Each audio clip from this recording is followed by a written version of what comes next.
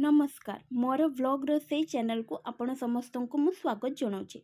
आज सकाळु सकाळु बिल को मजूरी मानकर आसबार थिला, तेणु मु सकाळु सकाळु मेंचाए आलू नहीं काटिदेली एवं मोर सब्सक्राइब बॉक्स सीना खाली किंतु मु मोर प्रेशर कुकर को फुल भर्ती कर सिझेई देली सेमानंको।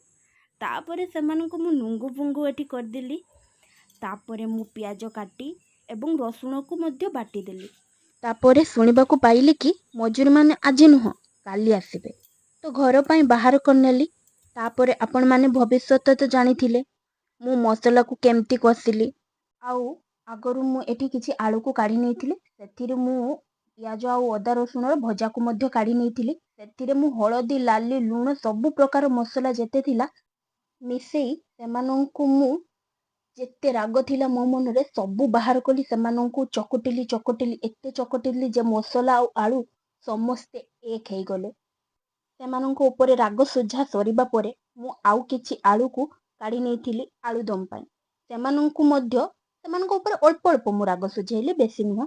तो सेमानंकु मध्य मु चिपी ताकू बाहर करनेली एवं सबु आलू मानंकु नेई मु मसला सहित सेमानंकर संगम करई देली एवं आलू मसलार संगम हो गला। तापरे मु सेथिरे लुण पकई एतिकिरे कोन शांत हेली। से जेते सब काम थिला मो राग शांत करबा पई सेथिरे सब मु पानी पकई देली एवं हे गला हमर आलुदम पूरा पानी पानी।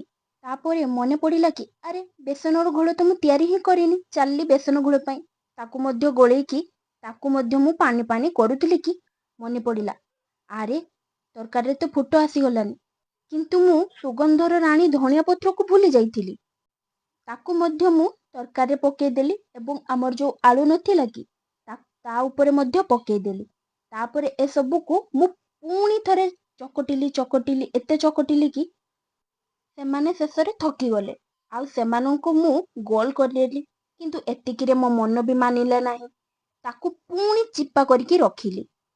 एमिति करके सबु आलू गुड़ा को रखिदेली।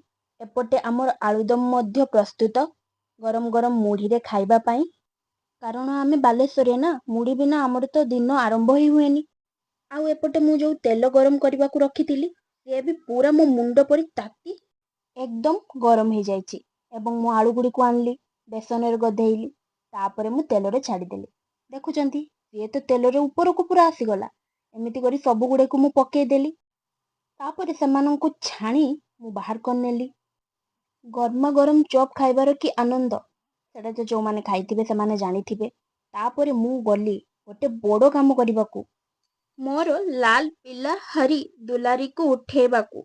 से उठेबाकू प्रस्तुत नथिला, किंतु मु मामू घर को जिबा कहिबा मात्रे तार निद्रा भाजन हेला एवं तार निद्रा भंगन परे से उठिला एवं मामू घर को जीव बोली कहिला। तापरे मु ताकू जेमिति कहिली नाई आमे मामू घर को जीबानी, तो तार राग पूरा पंचम स्तर रे से रागी की पुणी सहीगला। तो आम घरे तो एमिति लागिथिबो। मु प्रथम थर पई भिडियोटी बनैछि, जानिछि किछि जगह भूल अछि, तो तेणु आपण माने मते क्षमा कर देबे। आगो को जेमिति एमिति किछि भूल न हो तो सेति प्रति मु ध्यान देबी। तो आपण माने मोर चैनल को लाइक एवं सब्सक्राइब करनेबे।